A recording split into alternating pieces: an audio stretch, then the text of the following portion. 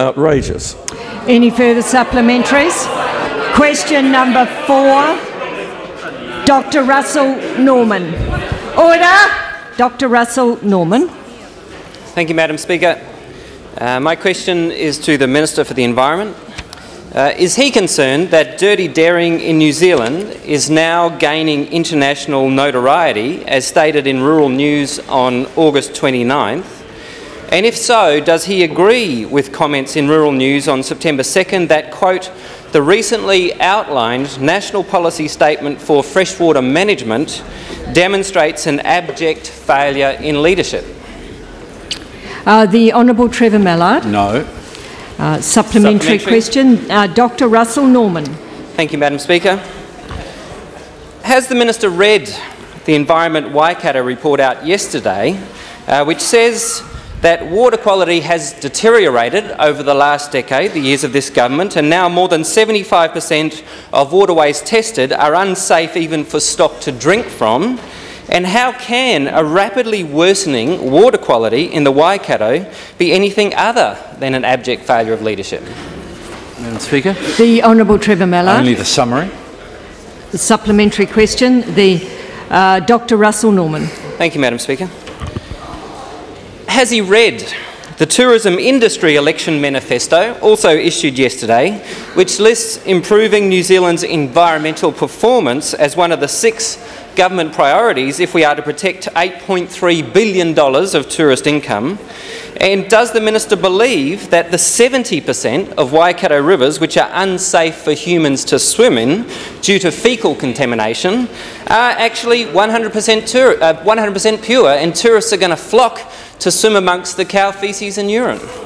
The Honourable Trevor Mallard. To the first part of the question, only the summary, and to the second part of the question, if the member had read other media, he would have seen that this government has recently invested over $300 million in that very problem, and we would have thought that we would have praise for that, rather than running down the tourism industry the way that member has. Supplementary question, supplementary question, Tim Groser. Madam Speaker, is the Minister aware of the long-term consequences for the New Zealand economy of undermining the New Zealand dairy industry? And is the Minister also aware that the carbon footprint of the New Zealand dairy industry is considerably better than in any other major dairying country? The Honourable Trevor Mallard. Madam Speaker, yes, and yes.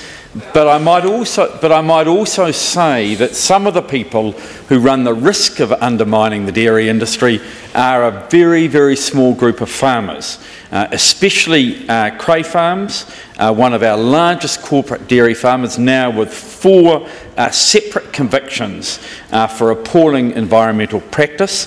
There are maximum penalties under the Resource Management Act of fines up to $200,000 or up to 2 years imprisonment, and it is my view that it is time for the Crafer family, who own now more than $35 million worth of farms, to be prosecuted as individuals rather than hiding behind their company fronts. Supplementary question, Dr. Russel Norman. Thank you, Madam Speaker.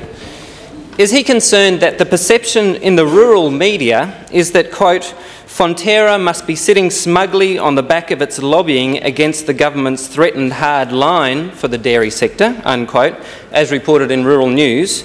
And is the paper not correct when it says he's scared of Fonterra's clout and his promise that rivers will be clean enough within a generation has now been sacrificed after the lobbying of big polluters? Madam Speaker. The Honourable Trevor Mallard. Madam Speaker, no, and yes, it is not correct. Any further supplementaries? Then we'll go to question number 5.